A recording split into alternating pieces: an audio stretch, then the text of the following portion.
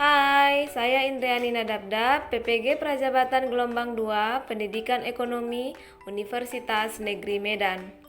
Bertemu lagi bersama saya dengan pembahasan yang tidak kalah menarik, yaitu tentang skala prioritas dan biaya peluang. Yuk kita simak bersama. Pernah nggak sih kamu dihadapkan dengan sebuah pilihan antara pilihan A atau B, dan kamu harus memilih salah satu di antaranya? Karena kamu memiliki keterbatasan yang tidak bisa memenuhi semua yang kamu mau. Nah, ini yang saya alami saat ini. Besok adalah hari pertama saya bekerja di salah satu sekolah yang tidak jauh dari rumah saya. Karena ini merupakan hari pertama saya dalam bekerja, saya memiliki beberapa hal yang harus saya penuhi besok. Tapi saya hanya memiliki uang Rp100.000. Jadi hal pertama yang saya lakukan adalah membuat rincian pengeluaran saya seperti ini. Nah, dari semua pengeluaran saya ini, uang yang saya miliki tidak cukup untuk memenuhi semuanya. Nah, saya harus membuat pilihan, kebutuhan yang mana yang harus saya dahulukan dan yang mana yang boleh saya tunda dulu. Dalam ilmu ekonomi, hal ini disebut menentukan skala prioritas. Skala prioritas merupakan ukuran kebutuhan yang tersusun berdasarkan tingkat kepentingan atau urgensinya.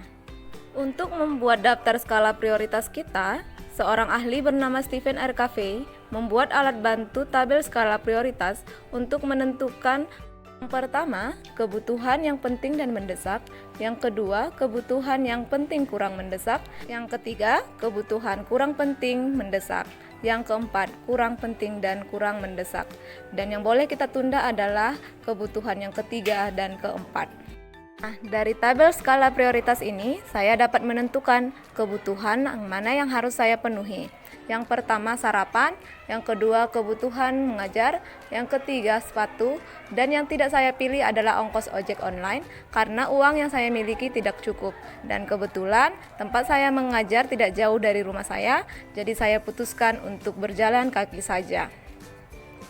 Sebelum saya memutuskan untuk menjadi seorang guru, saya mendapat tawaran untuk bekerja di salah satu perusahaan swasta yang cukup bonafit di desa saya.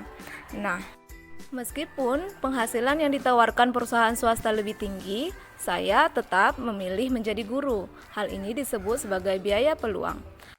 Ketika seseorang dihadapkan pada beberapa alternatif pilihan dan harus memilih salah satu di antaranya, maka alternatif yang tidak dipilihnya itulah yang menjadi biaya peluang. Dalam hal ini, yang menjadi biaya peluang saya adalah bekerja di sebuah perusahaan swasta. Sampai di sini pertemuan kita kali ini. Semoga bermanfaat dan sampai jumpa di lain kesempatan. Bye-bye.